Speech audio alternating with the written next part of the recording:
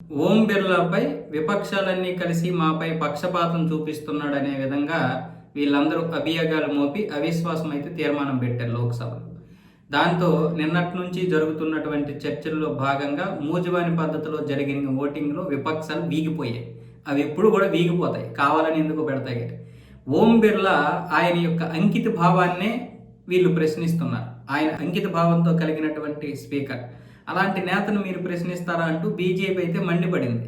అయితే ఇక్కడ విషయం ఏంటంటే, వాళ్ళు ఏదైతే ఒక నిబంధనలు ఉన్నాయో లోక్సభలో, ఆ నిబంధనలకు అనుగుణంగానే లోక్సభ స్పీకరు ప్రవర్తిస్తున్నారు. ఈ నిబంధనలు ఏంటి? కాంగ్రెస్ హయాంలోనే రూపొందించాయి. నెహ్రూ కాలం నుంచే ఈ నిబంధనలు ఉన్నాయి రాజ్యాంగబద్ధంలో. రాజ్యాంగబద్ధంగా ఉన్నటువంటి ఈ నిబంధనలు మరి ప్రతిపక్షాలన్నీ కూడా విమర్శిస్తుంటే, మరి ఎవరిని విమర్శిస్తున్నట్టు? నెహ్రూని విమర్శిస్తున్నట్లు కదా. అదే విషయాన్ని ఈరోజు ఓం బిర్లా కావచ్చు, అలాగే బీజేపీ వాళ్ళు కావచ్చు మాట్లాడుతున్నారు. దీనికి కాంగ్రెస్ మాత్రం సమాధానం చెప్పదు. కానీ మా మీద మాత్రం లోక్సభ స్పీకరు ఓం బిర్లా పక్షపాతం చూపిస్తున్నాడు, మమ్మల్ని కావాలనే టార్గెట్ చేస్తున్నాడు అని చెప్తున్నాయి. మరి అక్కడ ఏది నిబంధనలు ఉంటే దాని ప్రకారమే నడుచుకుంటారు ఎవరైనా. మీరు అధికారంలో ఉన్నప్పుడు ఏం చేశారు?